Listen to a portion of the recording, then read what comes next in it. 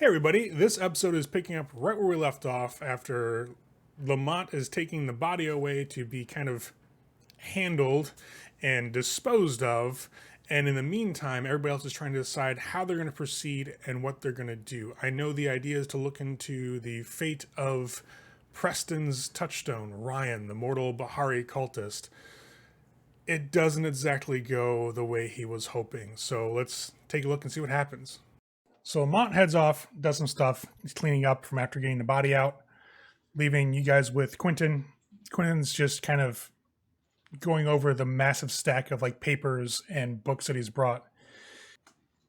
So any ideas about where you might have a site to look at? You usually want within the last like 2 weeks or so at the latest. I still don't think that the yacht club is a bad idea. What about the old Bahari hangout? If they really wanted to they desecrated the shit out of it. What's to say they didn't go back there to kill people as a fuck you? Might be being watched by the police. That's true. That's my only hesitancy with really trying to get too close with the Bahari stuff right now is like when I called that number and got the cops, that kind of spooked me a little bit. Like that's attention that we really don't want. Well, and another heads up, especially if you're going to stay for a few more nights or whatever, the Second Inquisition or something similar to it is here, and they are trying to bring unsuspecting kindred to their doom. It's kind of like par for course, but what do you mean in specific? We came across what seemed to be a new cult forming. They wore blue robes and spouted stuff like for hedonism and shit like that, and then basically set a massive party, and they were going to suss out the kindred. Myself, Preston, there were a few others that were there, and brought them into rooms where they could experience new pleasurable experiences, and then they came in tack outfits and tried to stake us. That doesn't sound like Second Inquisition, to be completely honest. Well, I mean, we would have gotten more information, but the pack of werewolves showed up and ate everybody, and we had to leave quickly. But they were well-funded, tack gear. They shot me with a crossbow. Fun. Oh, so, good times. In terms of police staking places out, like you all can hide yourselves, yes? I've got obfuscate. I stand still, yeah. Yes. Also, if I stand still. But that was not what was asked. Okay. I can move around. If necessary, I can go with you and I can cloak the lot of us, if that's a concern.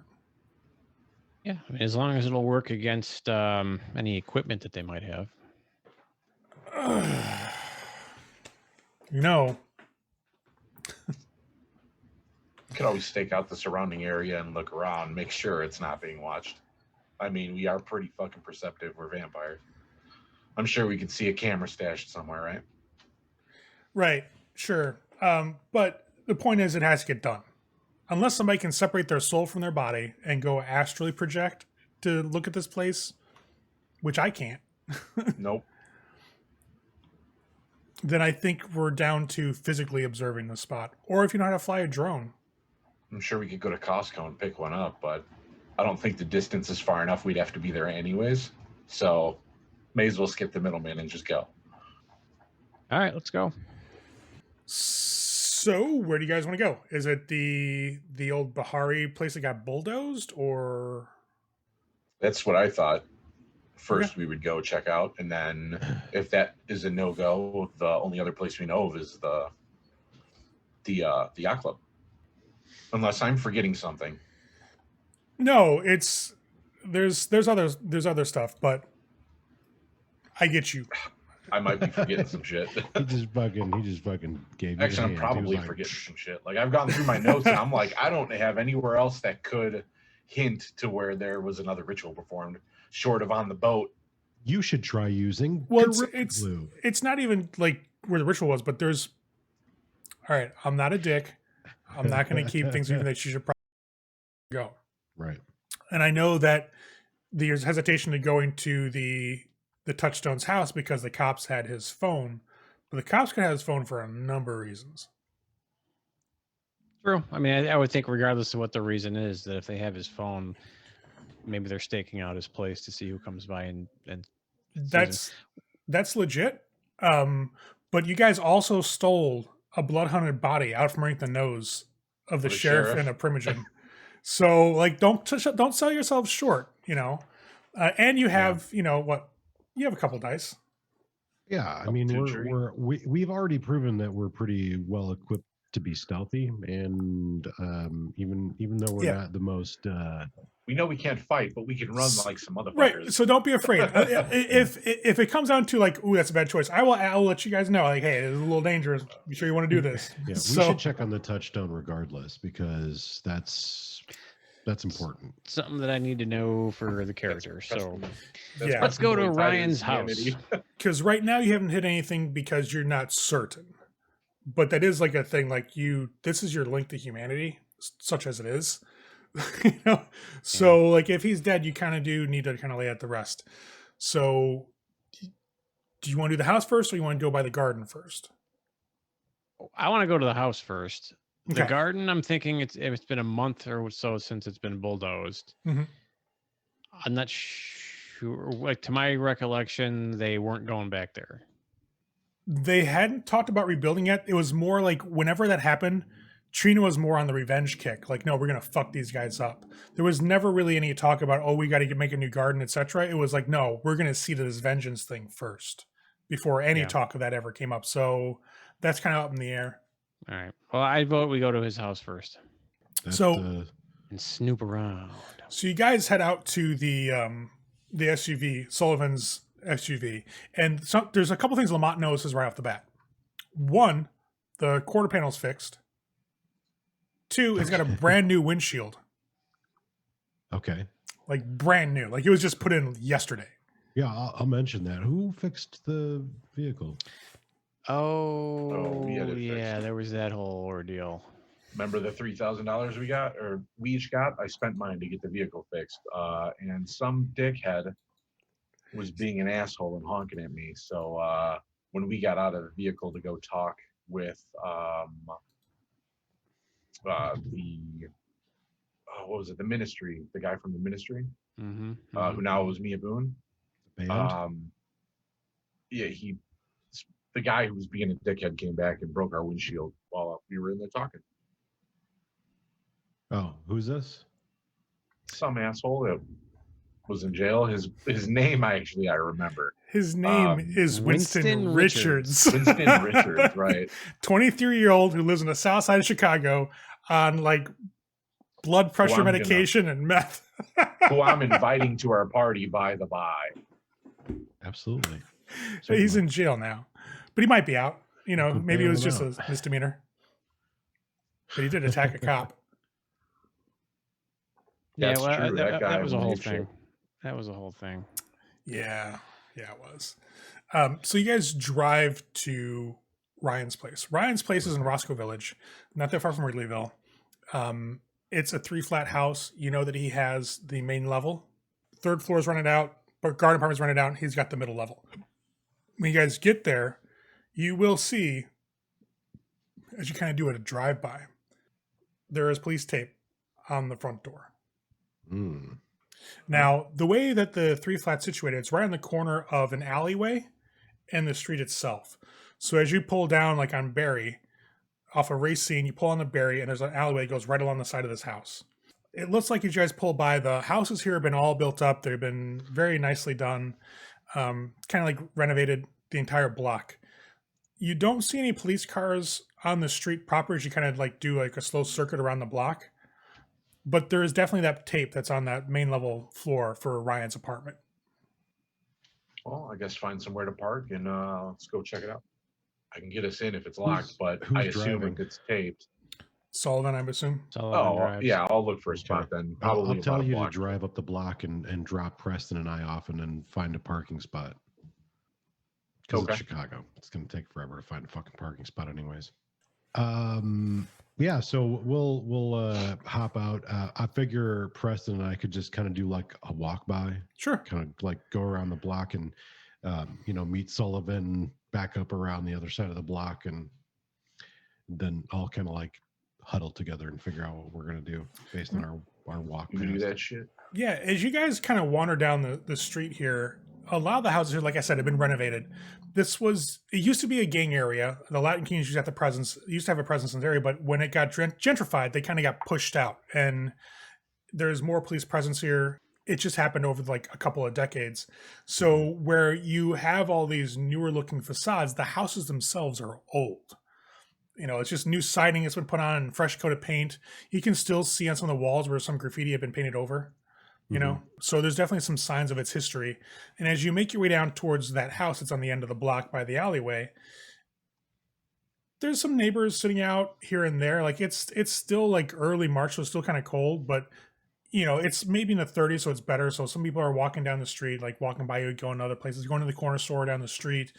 It's a Saturday night, so traffic is kind of ebbing and flowing a bit as people are walking to and from. The building itself is quiet. You can see that there's somebody in the top apartment of the third floor because the light's on by like one of the front windows, like where the living room would be that overlooks the sidewalk. The second floor where Ryan's apartment is completely dark, and the bottom floor, the guard apartment, is dark as well. When you do your walk by, you kind of look down like into that little stairwell that goes underneath the stairwell that goes to the main floor. You can see like there's a lot of newspapers and like mail stuffed into the mailbox, and there's just a pile of newspapers down at the bottom. Okay. Seems quiet.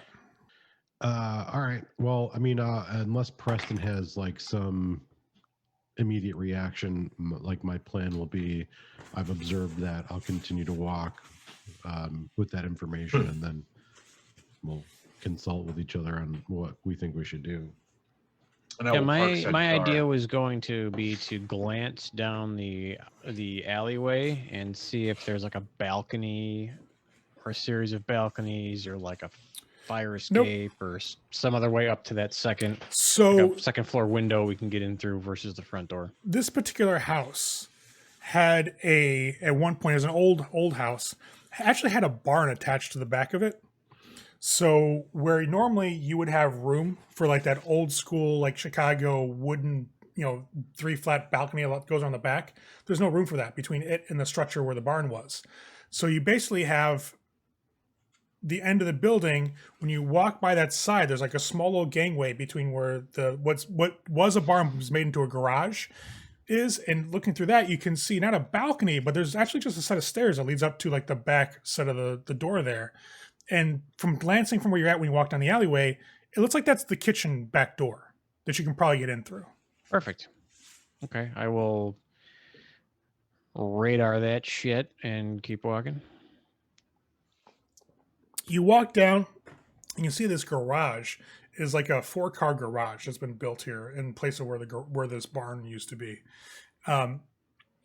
To the right-hand side, you can see some parking for this building that's facing on Racine, because it's literally like a quarter of a block of that. So one building that runs down Racine and parallel to the alleyway you're walking down.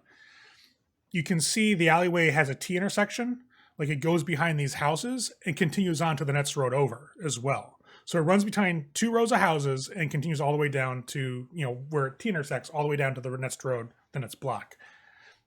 As you get to that point, you can see Sullivan's SUV kind of pulls through that T intersection of the alleyway and finds a spot in the back parking area of the building that's to your right. That's really the only spot you can find that's not like a tow zone. Then I will hop out and go meet up with them. Quentin will get out too. He's looking around. As he walks up, like, I don't see any cops, but it looks like they were here. Clearly something happened. They don't just tape off a house they checked out. Something happened in there. Right. All right, well, any direction you guys want to go to get in? I can pick the lock front or back. Doesn't really matter. Preston, you know this place more than we do. I noticed down the alleyway, there's pretty easily we could get up to the back door. And it looks like that might lead into the kitchen. That might be a little bit less noisy or less noticeable to go in the back way than out front on the street side. Okay. Why don't everybody come back by the side of the SUV, block off most lines of sight. Yeah, that sounds good. He'll walk with you guys back towards to Sullivan's SUV. Once you guys get between the cars where like not really good lines of sight towards you, you feel your presence get cut off from the rest of the world. Like you're getting subsumed into the background noise. Essentially, he activates Cloak the Gathering. He just kind of nods towards Preston and just gestures to go wherever you need to go. All right. I'll nod and start heading down the alley to the old barn or whatever. As you guys start moving towards that gangway, you see Quentin kind of gesture for everybody to stay relatively close to each other. As you guys make your way unseen across the alleyway into the gangway. In the gangway here, it runs between the garage and the house, and then down the house and the building next to it. So it's like an L-shaped, essentially, like walkway. When you get to the intersection of the L, the two lines of the L, that's where that staircase is that goes up to the back door for the kitchen. There's a little awning over that, but from where you're at, when you're back here now, you can see there's another back door that the stairway goes down to the garden apartment out the back here, and that's the one that goes up to this kitchen level here. There's nothing for the third floor, no back exit. So as you guys get up there, there's really nothing around you, no windows that can have direct line of sight to you, except the back door for the garden apartment, which is dark, and the back door for the apartment you're going into. So once you guys get up by the door, that's when Quentin lets loose of the cloak, and you guys feel your presence rush back into the world. First thing I'll do is I will check the door. So there's this little, like, one of those aluminum, like, screen doors. So you open that and creak it open, and then you've got, like, a wooden door in front of you. And it has, like, an old school, like, it's like the knob is so old and metal that it's almost like that rusted brown color. You can feel it's kind of, like, loose in your grip. But it does have a relatively new, like, deadbolt. Okay. I'll use my larceny skill to try and break us in. Would you like to use any dice, sir? You have 5. No. Okay. I'm just going to larcen it. Your difficulty's a 1, sir. Go ahead and roll for me. God, I hope it's not a 1. You get 1 success on your hunger dice. But you're good. It's not a messy critical, just a success. So you go to work on the lock, and for those that are waiting around here, it takes maybe about 5 or so minutes, but you'll finally hear Sullivan go, finally, and it just clicks over. You can feel that deadbolt just kind of yield to your will, and you click on through the door and push it open. I will do the grand gesture after you, Preston. Gee, thanks. I'll open the door and cautiously step into the house. When you guys get into the house, you can tell that this is definitely the house of a person who lives alone. There are dishes piled up by the sink that haven't been cleaned recently. Not a lot of food like on the counters, like bread or anything of that nature. There's a bit of a stale smell in the air, probably because the trash has been out in like a couple days. There's a deathly silence across the entirety of this apartment. It's just quiet in here. You occasionally hear somebody like creaking above you on a third floor as they're walking back and forth, but nothing that really alerts you. Like it's nothing out of the ordinary. It just sounds like somebody's walking upstairs above you guys. So when you slide in, close the door behind you, it's just quiet. Now, Preston, given the fact that Ryan is your touchstone, you've probably been here, maybe unbeknownst to him even, a couple of times. And so you know that his bedroom is kind of a little bit, it's off the dining room area. So essentially, it's almost like a shotgun house, right? You have a living room in the front, dining area, kitchen area, bathroom off to the side, bedroom, and then bedroom. The bedroom he's taken for himself is right off of the dining room area. So you make your way through the kitchen. You see the dining room. It's got like a small little table off to one side. Doesn't really look like he uses this place for much, but you do see a lot of bookshelves on the walls. And a lot of it's about breaking through the barriers of experience. A lot of what you'd expect out of somebody who's like kind of done a deep dive into a cult. There's all types of new wave texts here. There's a lot of older stuff. There's all sorts of occult books on these walls. Given you guys as occult levels and your training, it's nothing you hadn't read before or even heard of. It's all basic stuff. Like no real knowledge is contained in these books. It's all mortal shit. All right. You can see his bedroom through the little like doorway that's off of the dining room area. Just glancing into the living room where you're at, he's got like a couch, like an L sectional, L-shaped sectional couch. Looks like some side tables with some lamps on them. It looks a little lived in, a little cluttered, nothing too big. Some periodicals here and there scattered across the coffee table. The bedroom that you see, you can see a small twin bed. then like a computer and like a calendar, a stack of notepads, things of that nature. So the place doesn't look like it was tossed at all. Like the police didn't come in here and like search and toss shit around and go through everything. You can see where things have been moved around to places where Ryan probably wouldn't have had it, but it doesn't like they actually tore the place apart. They just kind of went through it, if anything. All right. Well, I'm a paranoid fuck, so I'll be looking I'll be right around. back. I do have sense the unseen. Okay. So I'll be glancing around kind of with a careful eye to see if there's anything afoot that may not be obviously apparent.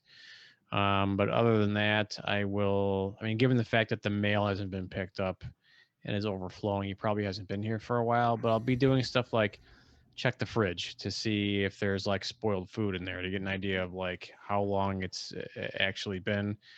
I'll search his room. If he has a computer, look through that, that sort of thing. Look for a diary or a notepad. So the kitchen is kind of the timeline, right?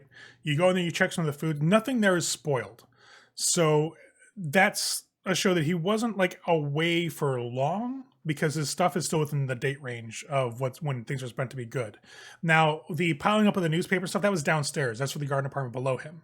But when you go to his bedroom and start going through his notepads and things of that nature, you get into his computer and you realize right off the bat that you're like, all right, cool, I'm going to check the computer out. You go and sit down by the monitor and his hard drives are gone. Like the entire tower is missing. So that's a big thing. Then you start going through some of the stuff on the desk and you'll find like a smattering of notes here and there about meetings. Being a member of the Bahari and knowing kind of how the slang around that cult goes, you can see some notes for potential meetings over the last month. It looks like it was mostly around Our Lady of Suffering. They started doing work with them over the past couple of weeks, which was not unknown to you. You guys knew the Black Hearts were stepping in and kind of getting involved. The way that it looks like to a layman is that there are some sort of church services. So the cops seeing this are going to be like, whatever, they're doing, it's some support group. As you dig a little deeper into some of his notebooks and find like his private journal under his bed, you find out that he had been like reading through it. He was getting concerned with Trina over the last couple of days before the entries stopped. The entries stopped roughly, I'd say about 3 days ago, if not 3 or 4 days ago. And he was getting concerned. She seemed to be straying a bit. The methods are getting more and more extreme on the other side of the group, is the way he puts it. And it was starting to bleed over to some of his side, which was making him a little concerned. And the last thing you see, he wanted to have a chat with her at the ruins of the garden.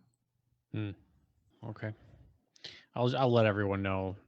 Found a journal, and the last entry is about a meeting with Trina at the ruins of the old garden. So that might be a place worth checking out if there's still activity there.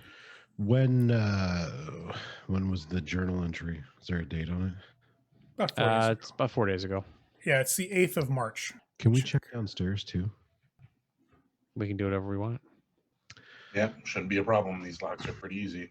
I do want to say this for Preston. Take a stain, as that dread is starting to build now that he's potentially dead. Yeah. You find some notes in there about 2 weeks out where he mentions that he had been talked to by the Chicago Police Department about some missing persons that were last seen around the Our Lady of Suffering groups. And he doesn't know what the fuck that's about. All right. So the police are looking at Our Lady of Suffering for some missing persons. Something worth noting, I think. I think we already knew that, didn't we? Didn't that? No? No, that hasn't come up. Or that was the Art Institute. Not the Art Institute. That's the American Indigenous Center. Yeah, AIC. Yeah, AIC. Totally different. But you guys want to head downstairs? Yep. I would like to check out, the downstairs. Okay. Just because. So you guys want at the back, or you want to go out the front door? I think, based on my experience as a human, I think that the back door would be a better bet because just how these buildings are typically set up. Yeah. So you guys head back out the back. Is Preston taking that journal with him, or you want to leave it here? I'm going to take it. Okay. You guys head out the back through the kitchen. Go out that door, close it behind you. Head down to the garden apartment's back door as well. And where you're sitting at, the way it's situated, you're completely obstructed, from all sides. You can't really see this back door from anywhere back here unless you're like looking straight away at it. So it's a great spot for doing like dirty shit. The downside is it smells like piss.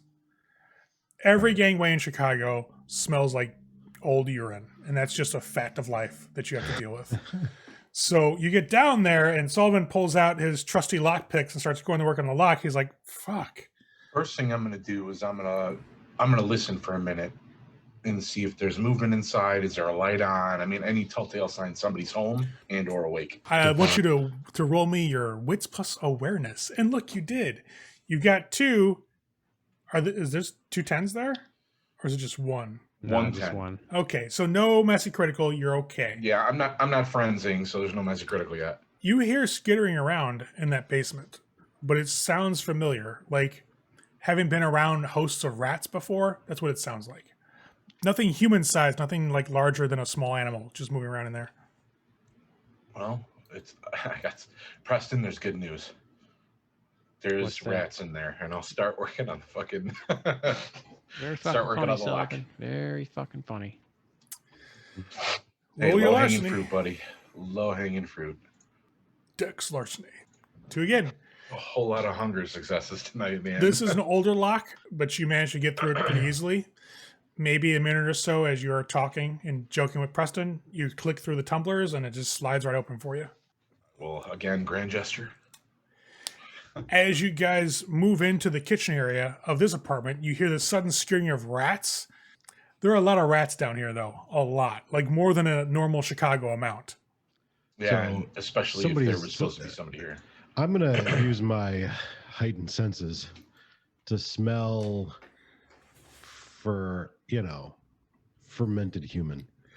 Yes. As you focus and bring your senses to bear, you can smell that familiar cloying scent of decay coming from a bedroom.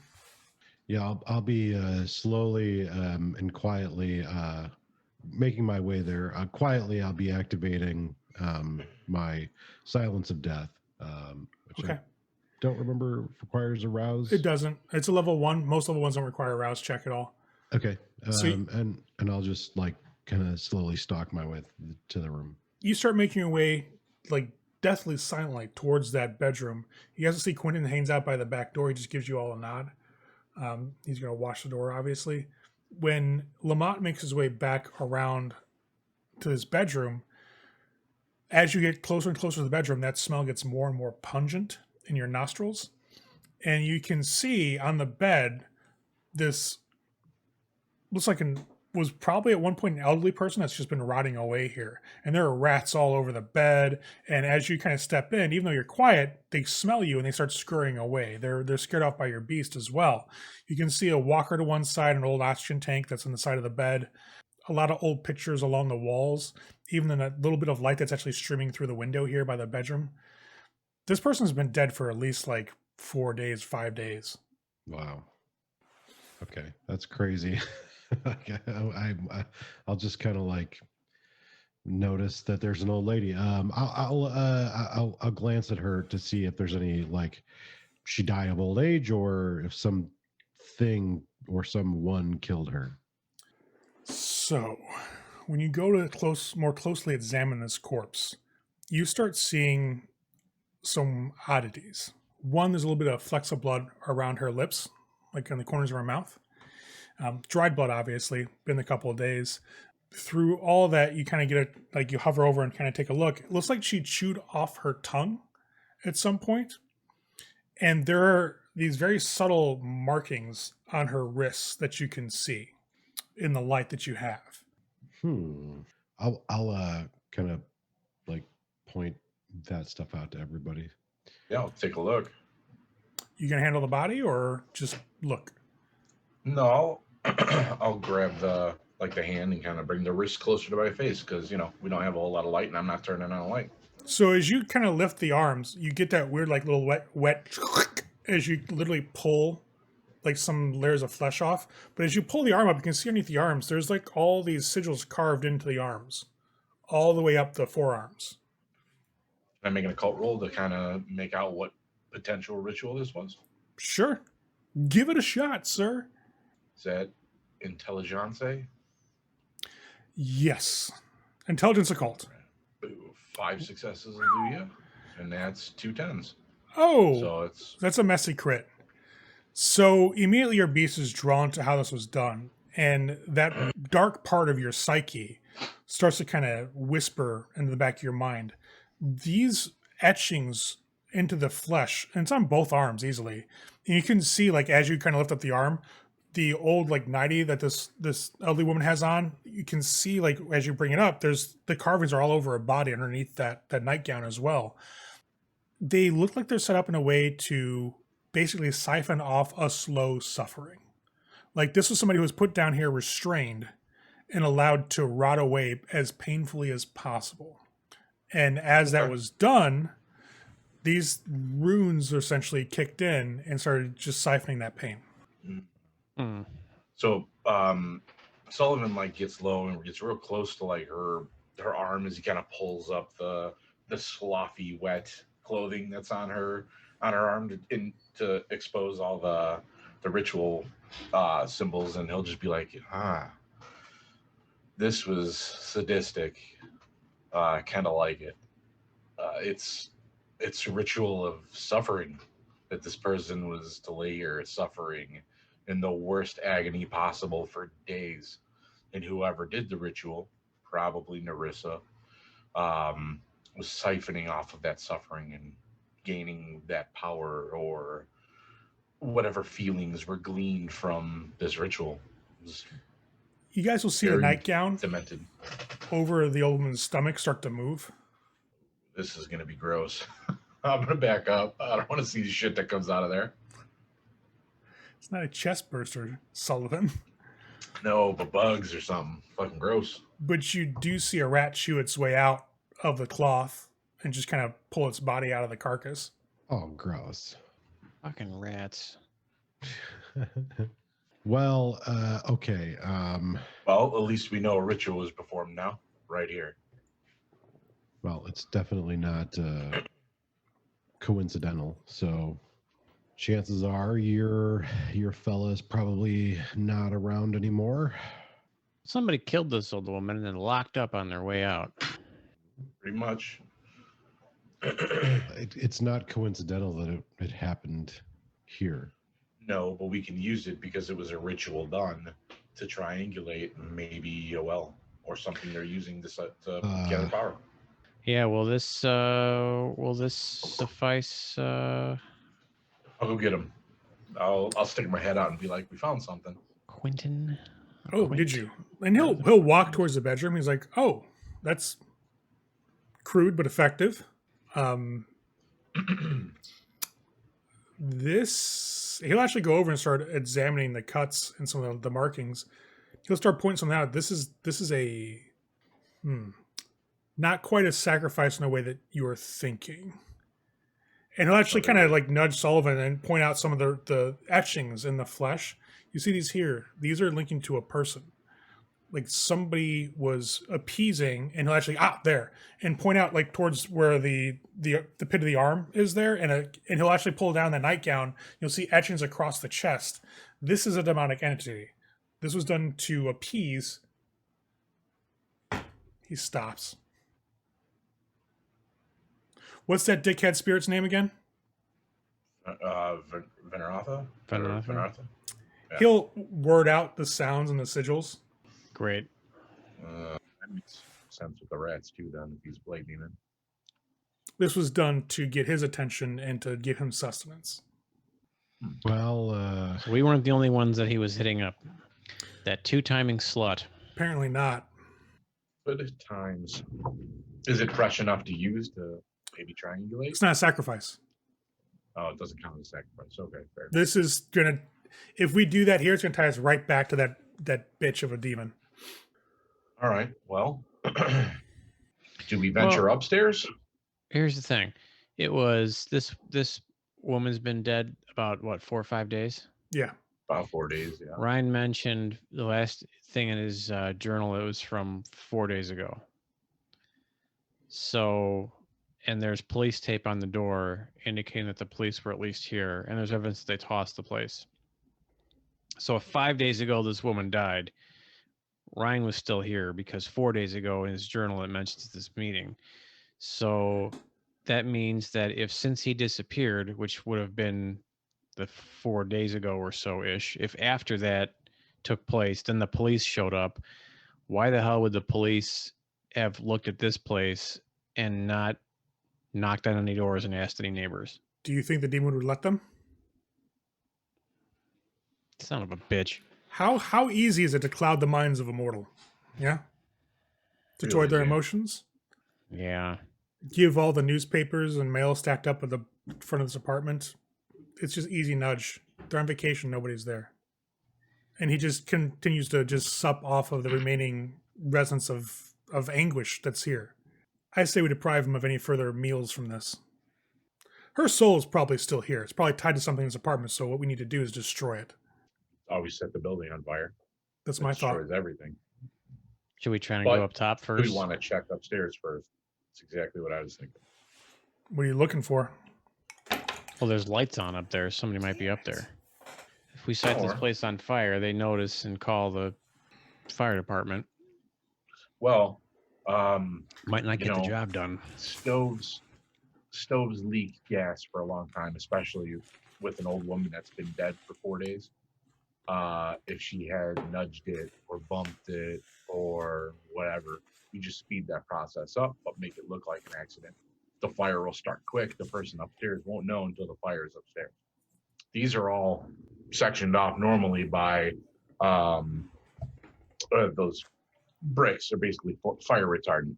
They don't stop the fire, they slow it down. But, I mean, in theory, they won't know until it's too late. At the very least, she'll be completely burnt and gone. There will be nothing left here.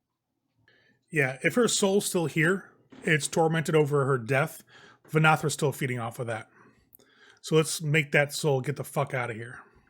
All right, let's torch the place then. Okay. I'll basically use my my larceny, and then I'll rig the gas pipe. I'll basically nudge the stove, reach back there, pull it out like it had been bumped to somebody's hip or something and kind of broke.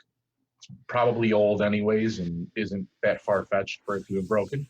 Mhm. And I'll let some of the gas leak out, and what we'll do is I'll put a candle in the old lady's room. Okay. I'll So light it once and it we'll leave. fills in that much, it's Yep. okay. You see, as you set this up, Quentin's just chuckling a little bit. He's like, "I appreciate that." Preston, you wanna go up top? You want to pay somebody a visit up there?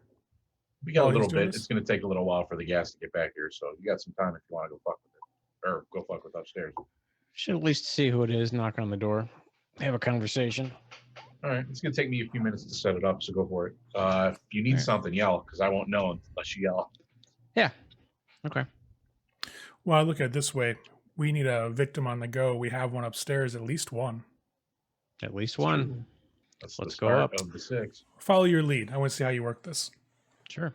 So you guys have to go out the front door, or actually enter the top apartment through the front door, because that's where that doorway is that leads up. It's like so on a 3-level split, they have a doorway for the 3rd floor on the 2nd floor, right next to the doorway for the 2nd floor apartment.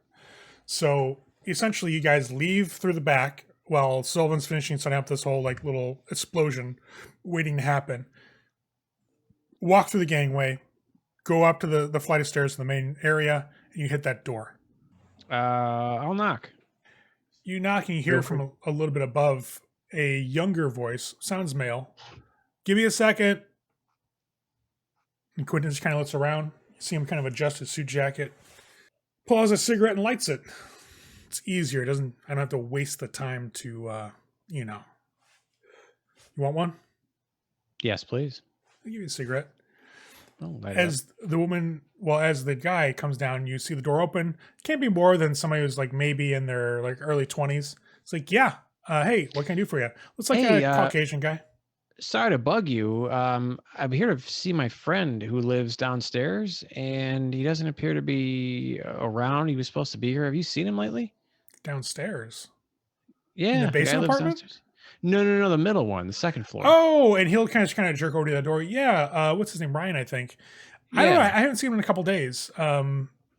I know the cops came by looking for stuff. I don't know what was going on there. I don't know if he's in trouble. I mean, I checked the police station. Like, no offense, I'm not saying your friend's like a criminal or anything like that, but maybe that's where he is. And you'll yeah. see this guy kind of look over at Quentin and get a little uneasy as he sees the pallid specter of death before him, essentially.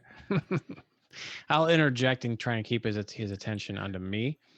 Yeah. Sorry. Yeah. Yeah, no problem. So, man, he didn't. Did you know him? Like, were you friends with him at all? Like, being neighbors and everything? Did you No, guys hang out or anything? not really. I mean, like, I knew who he was just because in passing. I lived here for like a couple months, so I just got to know the neighbors, like Miss Wilson downstairs. I think she's on vacation or something, and Yeah, probably. I ran into Ryan, but we're not really friends, so I don't really know what to tell you, man. I'm sorry. Oh, But man, cops came by though. How did they ask you anything, or did you talk to them? briefly, it was just have you seen him? When did you see him? What kind of person was he? Like, that's really it. But hey, I don't mean rude. I got to go back up. Like, I got stuff on the oven right now, so but sorry I can't be of any more help, man. No, I mean totally. Like, I don't want to mess up your evening or anything, but I'm gonna entrance him. Okay. Now you make your roll. Like, you reach out and you just slam this guy's will with the force of your presence. Sorry to bother you. I don't want to keep you from your food, but like, I kind of got to go to the bathroom. Like, it would be a big deal. Like, can I use your pistol real quick? Sure. Yeah, come on up. And he'll just kind of back in and let you in. And you see him kind of look over at Quentin's like, Quentin's like, I've got to go to the bathroom too. Just Oh, like this is my almost buddy. This is my buddy comically. Quint. It's cool. It's He's cool. like, He's yeah, cool, dude. Just yeah, no, sure, come on in. And he lets Quentin in as well and closes the door. You guys have this little narrow set of stairs that goes up to the third floor. You'll just start heading up. He's like, yeah, so you get up top. It's back in the kitchen to your right. perfect. Thanks, man. Helping me out a ton here. I appreciate it. No, of course. And you guys start walking up. He'll let you go up first, and Quentin's behind him. And as you're walking upstairs, you hear this like snap and a grunt, and just somebody gets slammed into the side of the wall, like in the stairwell. And Quentin just grabs him by the back of the neck and just bow and crushes his head into the side of the stairwell. The body goes limp, and it hits the ground. Quentin's like, well, still got to take that piss. I was gonna see if there was anybody else in the house first, but I guess that works too. Check it out. I'll walk up and check out the rest of the place. There's nobody else here. Like, it looks like it's he literally when you walk up, you can smell like there's like a casserole in the oven. Just standard, apartment. Looks like it's a college guy. He's just kind of chill. Not a lot of furniture. What furniture is there is like IKEA or Value City. It's a lot of cheap stuff. Not much. Like, he's alone here. All And right. as you get to the top, you'll hear that thump, thump, thump, thump, thump, as literally Quentin's dragging him up the steps by the collar of his shirt. All right. I'll just do a lap around the place, just to be an asshole. I'll like flush the toilet, and then I'll come out and I'll be like, all right, ready to go. When you turn back around, Quentin's vanished. Oh, all right, yeah, fuck me, and I'll start heading out. You exit through the stairwell. You go back around the gangway. You close the door behind you. By the time you get back to the back door of the apartment, you'll see that Quentin's there, like sitting on top of the chest of this poor, like concussed fucking like college student, bleeding out of his nose and his ear. Just so you know, Ray, what I'm going to do is I'm going to make sure the oxygen on her oxygen tank is up just a tad more than it was. So it'll create a secondary explosion in here to make sure it gets everything fucked in here. And I will. You should have her hold that motherfucker too.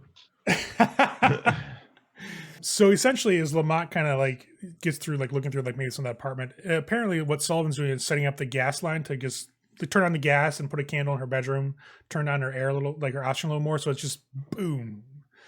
And while that was being done, Preston and Quentin went to check on a third floor occupant. I'm just keeping watch by the back door.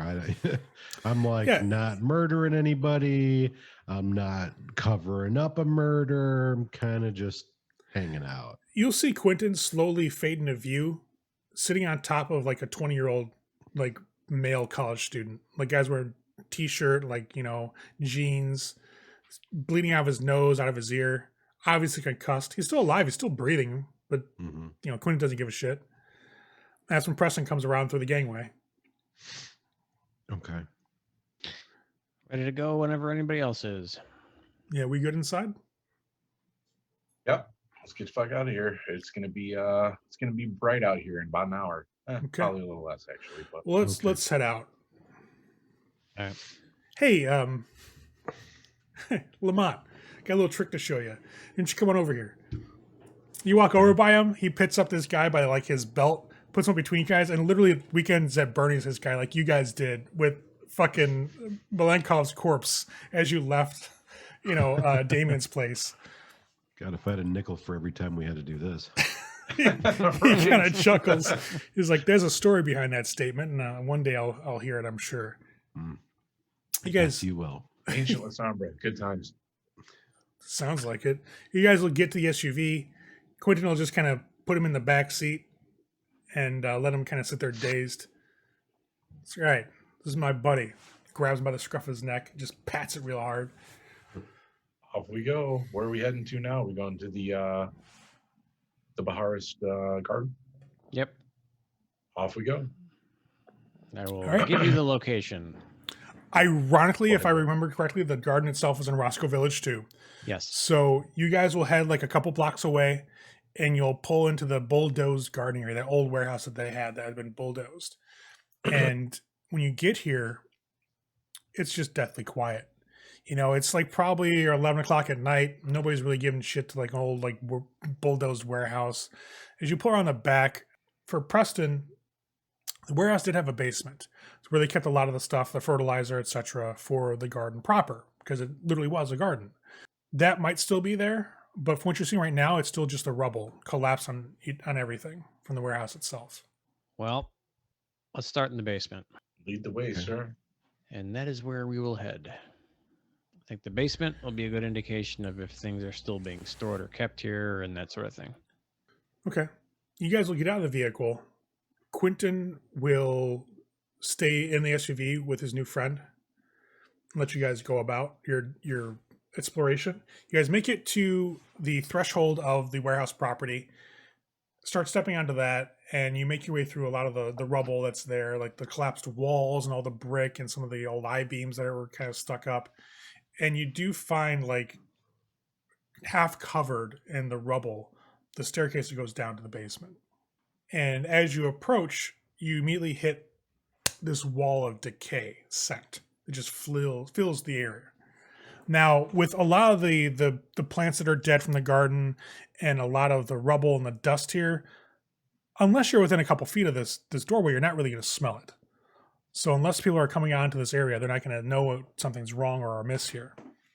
So as you descend the stairs, it's this stone staircase that goes straight down to like an old metal door, and it's left ajar, and that's what the smells come out of. You make it down there, and you can push that door open, and it kind of creaks on its hinges as it slides open, and there's a dampness in the air. There's a smell of rot that's very present in the air, and you have come kind of face to face with this room that runs at least 30 feet deep, but it's completely pitch black, so you're just able to see what you can, and with remnants of the light that kind of filters down through the stairwell. Now, you guys do have like things like lighters or even like your cell phones for flashlights, so that's not an issue. You can use those to start lighting your areas. And what you see is when you get down there and start heading in, there are 9 bodies in a circle. And as your light kind of goes over the bodies, that's inscription in the circle. A lot of the text is similar to what's around your well. Somebody carved it into the stone down here. But there are differences.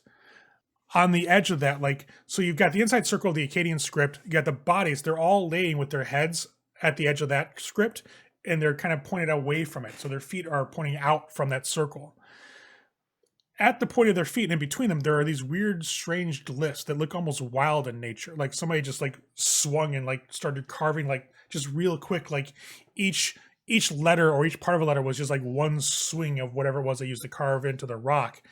It's very wild, very like primal looking. And as you take in those glyphs, you feel like lightheaded, like you're getting dizzy. It's very strange.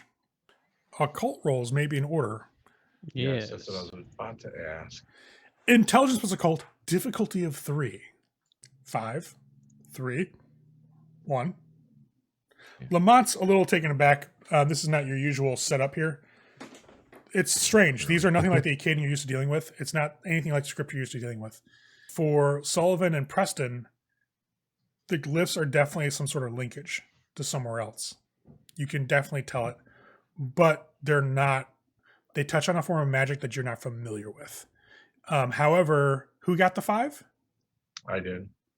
You're not familiar with it except for Sullivan, who has come across these things in your studying of not only the Baali occultism and how to summon demons and spirits, but also the more esoteric left-handed paths. So things that go off this idea of like high magic or immortal Enochian magic, it has kind of taken a left turn. It's more primal, more shamanistic. The glyphs that you're seeing, Like a primal hedge thing almost. beyond that, the glyphs you're seeing are werewolf in nature. Okay. I'll just kind of, I'll look a little confused. I'll be like, that's weird. A lot of these glyphs are like used by like lupine, or supposedly anyways. I haven't talked to any lupine about it, but in all of my research and my studies and whatnot, doesn't make sense actually. Unless she corrupted a bunch of werewolves to do it. I don't know what the fuck is happening right now. I didn't think werewolves were into this kind of shit. Oh yeah, ancient like rune magic and Norse mythology, absolutely.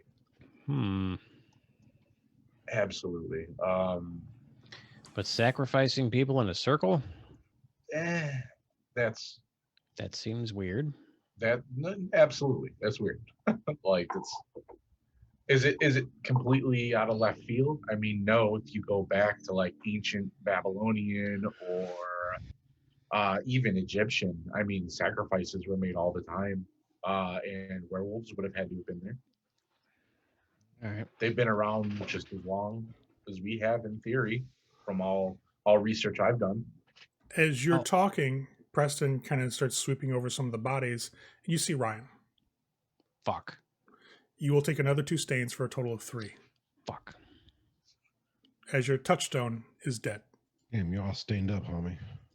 But yeah, I mean, this could be maybe some werewolves that follow some old shit or were corrupted by Narissa, because a lot of these symbols are things that are used in like demonology and things of that nature. So who knows?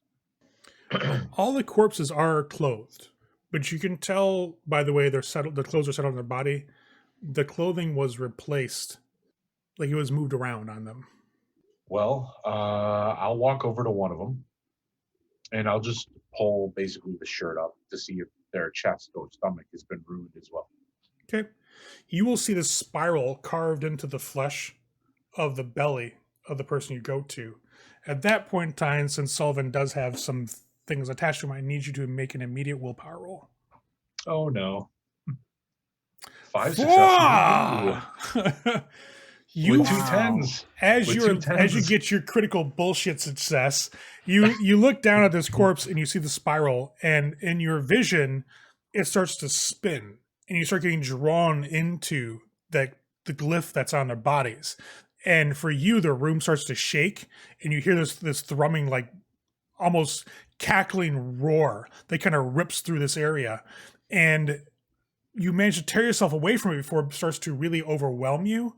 And when you pull yourself back, when you guys see Preston kind of shake himself and rip his sight away from the body, his eyes are bleeding and his nose is bleeding.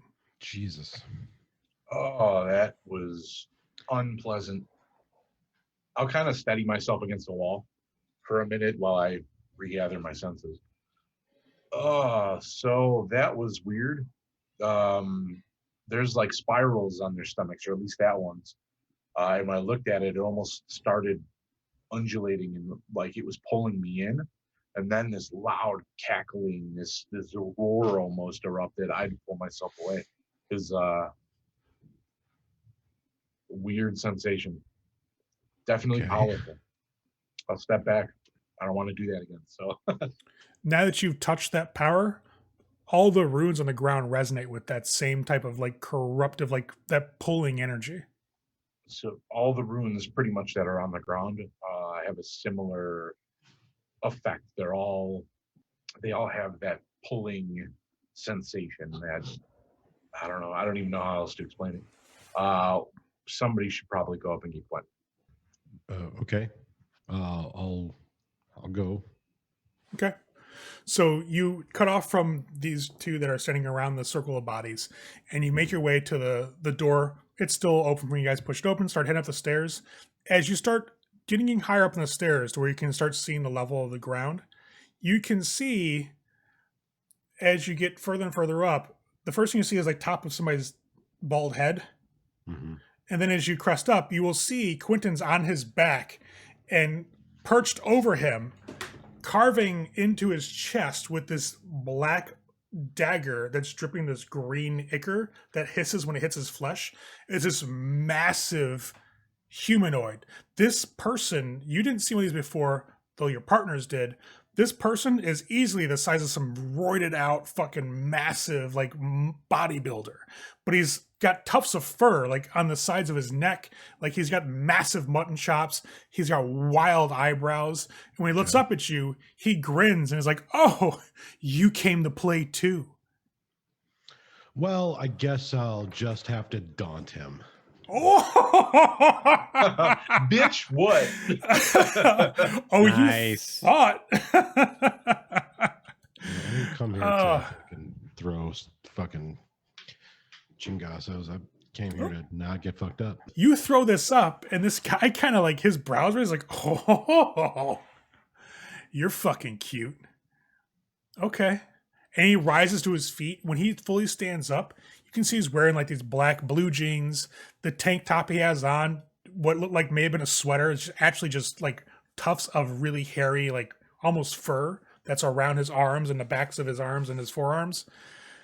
This blade, he just kind of pulls it up, goes from a reverse grip into a proper grip, and you can see that green ichor is just kind of like oozing off of it, and it's still like splattering a bit onto Quentin's chest. When it hits him, it smokes like it's acid. Crazy. points- I wonder what his sin is. Oh, feel free, sir. It's your charisma plus your blood sorcery, Mm-hmm. and it is his resolve plus composure. I'll use 2 dice. God, that fucking was not. I can do something with willpower. For Yeah, you extra can spend a successes? willpower to Yeah. re-roll 3 failed dice that are not hunger dice. Yeah, I'll do that. So you got 2 so far. How's 2 more? Cool. So a total of 4. Yeah. You are a protagonist, sir, but he... Okay, so he gets 1 on his rage dice. So, doesn't matter. Not a critical. So you guys bump, but protagonist, you trump. Whenever you use your ability, your blood magic on him, you get into his head, essentially, and you see he is standing among 3 others like him, Mm-hmm. but you feel they're like him. You don't really see them to be appearing like him because they look like these massive black wolves on 2 feet. They are humanoid wolves. They're lupines clearly, but their fur is matted in some cases, and twisted. Some are like missing patches of it. They all have subtle disfigurements. Some have bat ears. Like one has like a club hand. As he's looking around, as they're arranging the bodies into this circle, and he's the one going by in his form that you see him in now. You can see as you see your hand with this blade start carving all the sigils into their bodies. They were alive when this happened. Mm-hmm. And that suffering, like that, and him not caring, and him just going through and being monstrous for this entire rite is what gained you the stains on his soul. And then you'll feel your consciousness come back to the present moment and where you are. And he's just pointing the blade at you. He's like, "So, where are your friends?" as you come back to your senses. Well, I know they weren't expecting that. However, in my defense, I dropped hints.